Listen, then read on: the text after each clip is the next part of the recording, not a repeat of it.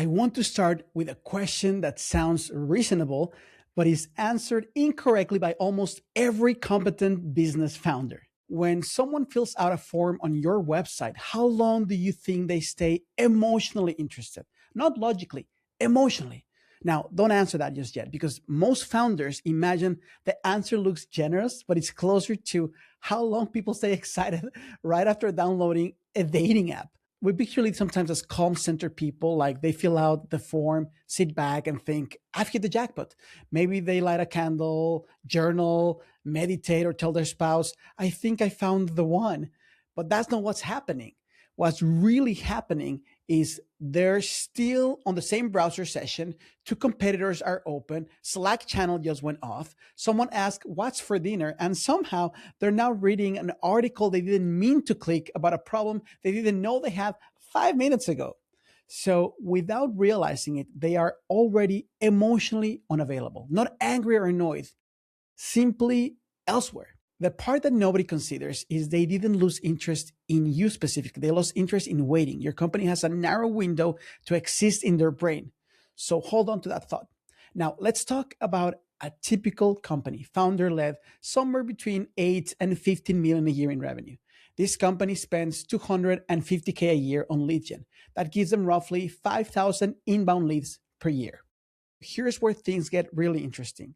Same company, same product, same sales team, same demand, 3 different response times. That's all. Nothing else changes. Scenario 1, this company responds in 5 minutes. Not impressive. No one is sprinting through the hallways with a headset. Their system simply shows up when the buyer is actively engaged. According to research published by Harvard Business Review, companies that respond within the first hour are nearly 7 times more likely to have a real conversation, which tracks because at that moment, the buyer is still thinking, yes, this is the problem I want to solve, not why the hell did I give my email to these people? Stay conservative. Let's say 30% of those leads turn into conversations. That's 1,500 conversations per year. This is not a hobby business. So let's say the average first sale is 15K. Close 15% of those conversations. That's 225 deals per year. This lands them 3.375 million in revenue from the same 250K lead spend. So scenario 2 is this company responds in 1 hour, which feels responsible. Internally, people say things like, that's still quick. Data from inside sales shows contact rates falling by more than 7 times after the first hour. Not because the buyer changed, but because the momentum did. So I'm being generous for purposes of this exercise. So instead of 30%, now 15% turn into conversations. That's half the conversion, 750 conversations. Same close rate, same price, same sales kickoff slides, but now we have 112 deals. Or 1.68 million in revenue. Same leads, same spend, same people, nothing appears broken. Scenario 3. This company responds the next day. This is where leadership meetings start including phrases like, we might need better leads, which is ridiculous because nothing about the leads changed. Studies referenced by Forrester show engagement collapsing after 24 hours. Say 7% engage, that's 350 conversations. Close the same 15%, that's 52 customers, or 780K. Same company, same spend, same product.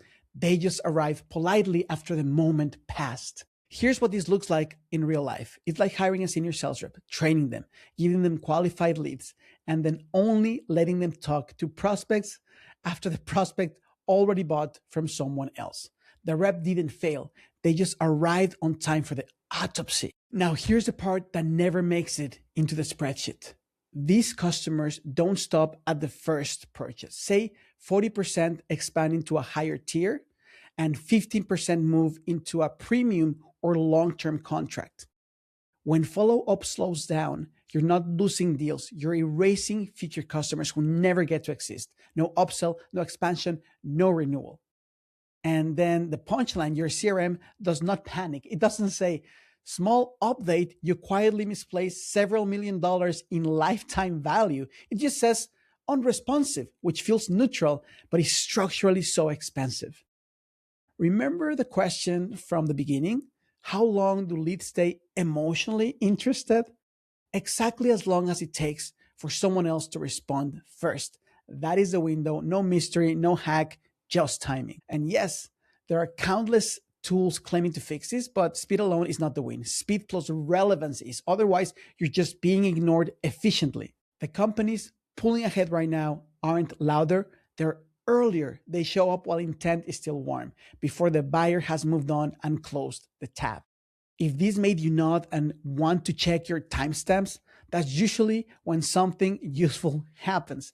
If you have a B2B business, if you generate at least 3 million in annual revenue, and you want to pressure test this against your actual numbers, I'm Christian. I own a boutique AI automation agency, and I've helped hundreds of founders in 14 countries increase sales by being the first choice for their leads. I do short strategic sessions where I help you see the blind spots as we do map to revenue. No demos, no pitches, just math, clarity, and I'm here to tell you what's going on. Click the link underneath this video. I can't wait to show you how many more sales you can close this year.